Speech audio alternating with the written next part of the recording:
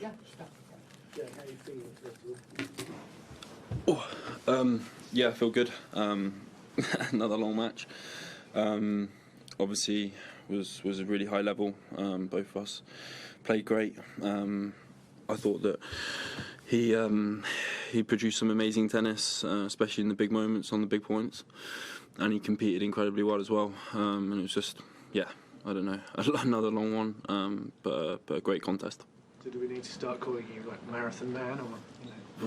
I don't know. It's not something that I'm used to being called, to be honest. Usually done after 2 sets, but I think it's a real testament to the work I put in physically, and the competitive side of things, and the mental part as well. So I'm very proud of my efforts so far.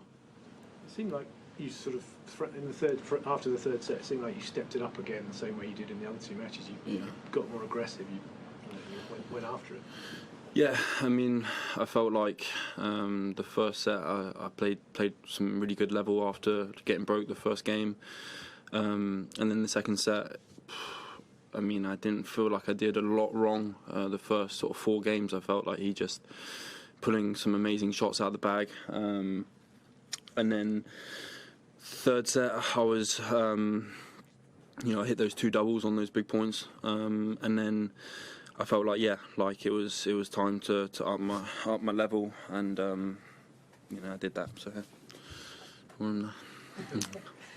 That's quite a surprise. yeah, it's fine. I think you can see we're all pretty tired and not feeling great. Yeah. How do you feel? Yeah, I don't know, just a lot sorer than you guys probably. But no, I think just very, very proud of my efforts, like from a physical part of things. I'm obviously not feeling incredibly fresh right now, but I mean, I'll recover again, and I'll do my best to go again for another one.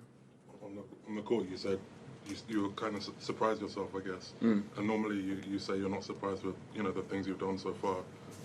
What has it been like, kind of showing yourself what you're capable of on court? Yeah, I mean, I think obviously there's always been that sort of question mark in my head over 5-set matches, and am I able to do it? From a mental part of side of things, and physical as well. Is my body going to hold up? I don't know. I mean, I haven't really thought about it too much. Like, I just, I've been putting in a lot of work in general over time, and yeah, it seems like maybe by having that time off with my hip, I was able to focus on working on a few different things. I was working a lot with like a breathing coach, and just trying to understand that a bit better. I've always had problems with my sinuses, so I think that's really helping. And I just think in general, like staying a lot calmer, and just not being too uptight, and I think that's helping me to go for longer. You're breathing differently when you're out there. I mean, I think I had a lot of problems with my sinuses when I was younger, so I breathe a lot through my mouth. And obviously, when you're anxious or when you have long points and you have to recover quickly, it's not efficient to breathe through your mouth.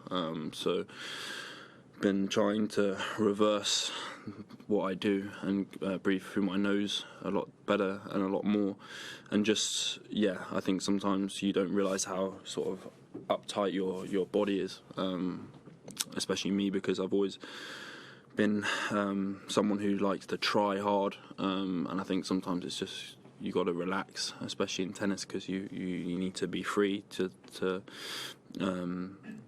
I don't know, let your muscles do what they need to do. So obviously, if you're tense the whole time, you're not going to last too long. How do you do that when you're in with the tie breaks, and you've got to be mentally so on it as well? You find that? I mean, the 2 tie breaks you played really, really well in. Yeah, I mean, I think the tie break in the 4th set. I mean, I don't think either of us played a loose point. I think both of us played really good tennis. I think I was brave, especially towards the end. And then in the 5th set tiebreak, like it was tough. Obviously went 3-love up. The momentum changes, especially in 10-point tiebreaks. Just, I mean, it's tough. It's like pot luck sometimes. but I felt like I was brave in the moments that matters. My coach was telling me to, you know, be aggressive when I could, and I think I did a good job of showing that side. Jack, you mentioned last time you were in here that you were aware of people saying, "Oh, you know, is he fit enough? Can he do it?" You're now sitting here having won 3-5 sets in a row. Yeah. Do you have something to say to those people? No, I mean, not really. It's the truth. I mean, I'm done after 2 sets most of the time. So, I mean, that's just, you know, the way it is, and that's something that I'm aware of, and I needed to be better at that. I've still got a long way to go, but this is a huge stride forward. The fact that I'm able to mentally and physically, you know, 3-5 set matches, it doesn't happen often, and I think that's a testament to the work I've done and the place I'm in. So very proud of that. Me.